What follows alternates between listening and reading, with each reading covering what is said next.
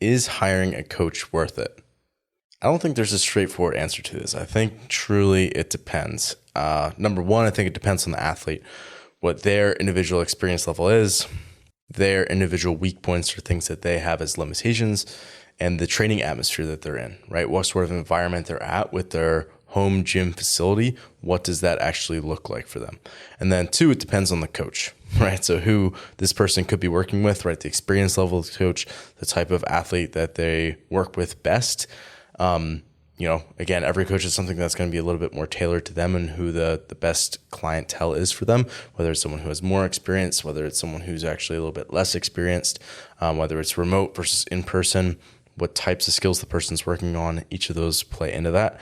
As well as this is, again, if it's in person versus remote, what kind of service offering they actually have for the athlete and potentially good options for them, and the systems that they have in place for them and potentially their business. Thinking big picture, is this person like equipped to handle me as an athlete? So those are really the factors that I like to think about when an athlete is trying to reconcile, is individualized coaching worth it?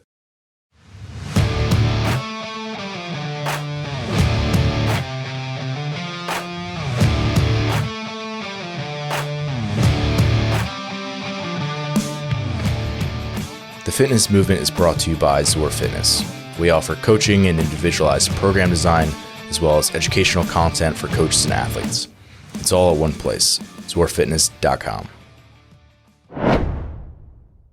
So who am I to answer this? Well, as Coach Chris and I talked about in episode 84, when we talked about using group classes for CrossFit competitors, we are sort of each respectively in the middle, so to speak, within our communities, where for me, I'm an affiliate owner, right? So we have group classes that we're running, and I believe that for the majority of individuals, there is nothing more potent in terms of getting a solid workout in and also staying compliant with that workout. And that is an exceptionally rare combination to drive up the intensity of your workout and then also be more compliant. Like usually those things are sort of on a seesaw, whereas one goes up, the other goes down. If someone's working out super intensely, the compliance and how much they're actually willing to come in and be consistent with that typically will go down. I think in group classes is one of the few exceptions where potentially, if it's done in the right way at a facility where the people are intelligent about how they program things and there's a culture of being listening to your body and just being smart about it, sort of like new age CrossFit, that there's not a whole lot more that you can do from a facility standpoint that's really going to help people out, right? So you can improve their compliance and also drive up the intensity. And if you have those things at your facility, that is a huge leg up and sort of a check in the box for a win as a sort of a group atmosphere approach versus individualized coaching. And these don't have to be pitted against each other necessarily, but it's one way to think about it. So obviously I own an affiliate, and that's one side of this conversation.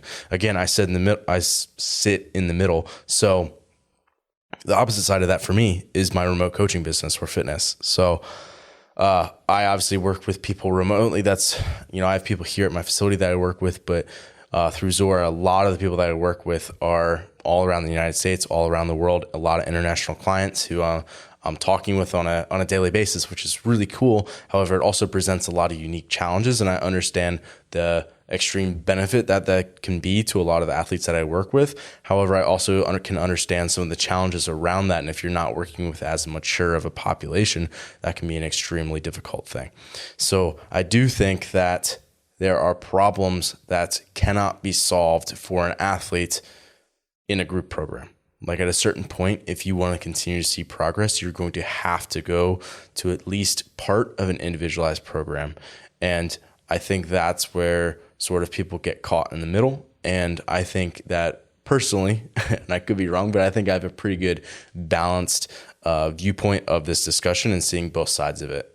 So let's go to when individualized coaching may not be worth it. I think firstly, if you're someone who's just looking to have fun and to have challenging experiences in fitness, that it's not necessarily necessary for you to hire an individualized coach. You can get both those things checked off without having to pay someone additionally on top of what you're probably already going to an affiliate for. So I think Coach Chris, with the stage of life he's currently in, is a pretty good example of this, where he would much rather jump into the classes at his affiliate or one of the affiliates in their network and have fun, be able to not have to think about the workout any more than that, have 60 minutes. He already moves well. He's thought about his performance a lot in the past, right? There's a lot of things that he's going to be adequately prepared for because of his history, and he can just jump into classes and have a really good time doing that and maintain a lot of his fitness and also have the fun and the challenge and the atmosphere that he's looking for. So it checks off all those boxes for him, and he doesn't really need an individualized coach, or that wouldn't necessarily be the best thing for him at this point. So I think if you're someone who's in a similar bucket to that, where that's just not really as much of your focal point right now, and it's kind of fitness isn't necessarily sitting on the back burner, but it's not like held as like one of the biggest priorities in your life, then that might be a way to go. Two, I would say if this person's really young and they really don't have any disposable income, right? Maybe this is a college kid who they can't afford to pay an individualized coach. Like they probably don't even have a full-time job. They probably have a lot of other things that they're having to pay for, like tuition and things. They probably just don't have a lot of disposable income. So they might be better off spending their disposable income on getting decent food and, paying for a blog program and trying to figure out, okay, what are the things I need to do to try to optimize around my performance without having to spend all the money that would be required to hire a quality coach. And this is one of the big asterisks I want to place on this, is that you can bargain shop for a coach. You can do it. It is a terrible idea, right?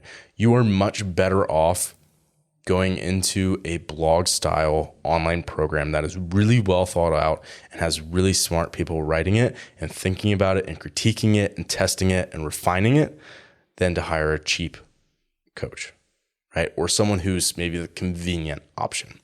I am always super excited when I have athletes who are in my network who look elsewhere potentially, or at least research elsewhere about coaching, right? I don't want an athlete to come to me through my facility who hasn't searched around yet, right? I would much rather have that person look around, because now I know that this is an athlete who isn't just doing this because I'm the convenient option. They've done their homework and they understand what I have to bring to the table, and they're going to be more bought in as a result. And they also can understand the value that we have at our facility that a lot of other places don't have. And personally, I hope when they do that kind of research that they come back and circle back to us, obviously, but I hope that that's something where it instills more confidence to them, because they get to compare to other companies out there who have similar coaches to what we offer here at Zor Fitness. And it's like, when they do that, they can come back and be like, you know what? Yes, you're here at my facility, but you're also the best option for me if I were to look at all the other remote coaches. And it just so happens to be that I'm at your facility. So that was my little rant of like how you need to be diligent in how you go about picking a coach, right? You can't just pull a name out of a hat. You need to figure out, okay, this is the systematic way that I'm going to research these different companies, that I'm going to pick the person that is going to be best for me. These are the systems that they use. I know that this is going to be the best interaction for me. And that is a time intensive process. That's not going to be something that is just going to be like overnight you have the answer to, right? It's like searching to figure out what the best job is for you. It's a job in and of itself if anyone's been in that situation. Like, you need to spend many hours doing your homework so that you can be educated in who you pick as your coach. So if someone's younger and they just don't have the disposable income, that's obviously going to be one thing that could potentially be holding them back, and a reason that they wouldn't hire an individualized coach. I also think if that you have a facility where you're training, where you have a big group of competitive athletes who are all following the same program. Let's say it's a group blog style program, but you have a nice big pool of athletes and there's some really competitive higher level athletes in this group who can help sort of pull you along, that can be a really nice tow rope for a younger athlete, especially, who they can get a lot of development in and get pulled up relatively quickly. The exception that I would say for this, even if you have a good group of competitive people all doing the same program, is if you're someone who clearly you need development outside of those things in order to progress optimally for you, and it's become clear very early on, right? Even if I go into this for a while, I'm probably not going to see great progress in my ability to get my first muscle up, or I'm probably still not going to see a lot of progress in my Oli technique, for example. Those types of things, if you're dealing with those sorts of problems, you're probably better off figuring out how to get some coaching on you, even if it's not necessarily fully hiring a remote coach. You can sort of figure out a good hybrid program, maybe get some personal training in addition to that. Those sorts of things with someone who's around you, can actually have eyes on you in person. Those sorts of things would be great solutions. So the fourth and final reason why you might be someone who doesn't hire a remote coach just yet, or maybe it's not quite worth it for you just yet, is that you are someone who's quote unquote in the middle. I remember having a conversation with Brian St. Andrews when I worked at his gym, and I was following a blog style program. I did that for about 18 months. And about in the middle of this is when we had this conversation. I was seeing some pretty good results from that, and was talking to him and sharing that with him, and he just kind of like shrugged and was nodded his head, and so it was like, yeah, they basically just roll the ball down the middle, and for you that works. And I think I understood what he meant right away, but I think I have a pretty deeper understanding of what that meant now. And to me, that meant that I was an athlete who would see good results from a group style program like that. They can't swing the program to any one extreme, right? They're never going to give like hours of zone work in a program like that for a super powerful athlete who might need it. So that athlete is never going to see great results on a program like that or make it to the highest levels of their sport. Likewise, if you're an athlete who's super enduring, right? You're not going to see strength work every single day in high doses like that person might need, in higher percentages and lots of intensity, because likely you're not going to get that in a group program. Like they can't swing into that far of an extreme. Likewise, if you're someone who doesn't have all the skills yet, or you're not a quick learner of skills, that you're going to have to spend more time developing those things. You're not going to get it in a program like that. Or if you're someone who's really tall and you need to spend way more time working on gymnastics components and, body weight, more so like cyclical movements, for example, like burpees and double unders and those sorts of things, you're not going to get it in a program like that. Likewise, if you're a really shorter athlete and you need to spend way more time developing the ability to produce a lot of wattage and improve your power output on the machines and things like that, you're not going to see a program like this. So again, if you're any one of those extremes, you could think about it on like 10 different levels, right? If you're on any one of those, a program like that just can't be worth it for you. Like it's not going to be optimal. And if you are someone who's like, yeah, generally I'm sort of like average in a lot of different qualities, like my strength's okay, I need some work on that. I also need work on my engine. Like I'm not super lanky, I'm not super short, like I'm relatively athletic. I pick on stuff up relatively quickly. Like I have a pretty good training age, like I was at that time. Then it's like, okay, well, a program like that could probably be fairly effective for you, and they can just roll the ball right down the middle, and you're gonna hit a lot of the pins because that's the type of work that you need. So that's one side of it, right? When it might not be worth it. Let's go to the other side, right? Let's say, when is remote coaching or hiring a remote coach or even an in-person coach gonna be worth it? I would say first is when your problems, so to speak, problems like your limitations, your weaknesses, the stuff that you need more development on is now worth paying someone to do, to help you fix it. When it's just like you can't get enough touches in a week. You're that person I described before, where you're a bigger person and your muscle ups will not get to the level that you need them to get to at if you want to qualify for semifinals unless you hire a coach. And it's like, okay, I've poured the last 5 years of my life into developing as a CrossFit athlete, and I've taken on all these different things, and I've gone through the blog programs, and I've hired, in-person PT people to help me out. And it's like, okay, now I'm at the level of my development where unless I am willing to hire someone to coach me in a more professional capacity and all the things that come along with that, unless I'm willing to do that, I need to take a step back from the sport because I'm not going to be able to get to the level that I want to be at. Okay, when that's the problem that you're dealing with, all of a sudden this becomes the best and possibly only option for you at that point. So you're just not getting enough touches of the things that you need. And two, and I would say often these go hand in hand, is that you don't know how to solve your own limitations, right? If you knew how to improve your muscle ups on your own to the point where you could qualify for a semifinal, then you would have done it by now, right? And for someone else, they might be able to solve that problem on their own. And pick up a training program that they found online and just do that. And it might get good enough of results where they can continue to do something else. But for you and the problems that you have and the limitations that you have and the weak points that you have, you now have to figure out, okay, is it actually worth it for me to go hire a coach, right? Again, if you're dealing with those problems that are high enough and they're important to you enough, you're going to do what's necessary in order to solve them. In this case, it means hiring someone else to help you troubleshoot those problems. So one, you've got limitations that are worth paying to solve, right? Frankly. So the first example was sort of a professional in the sense that this person has a disposable income, and the time that would be required to invest into the learning of all the fitness stuff just isn't worth it. They'd rather offload that to someone else. The other example is someone who's aging up. And I don't mean this as a master's athlete. Often actually master's athletes are sort of the example I gave before.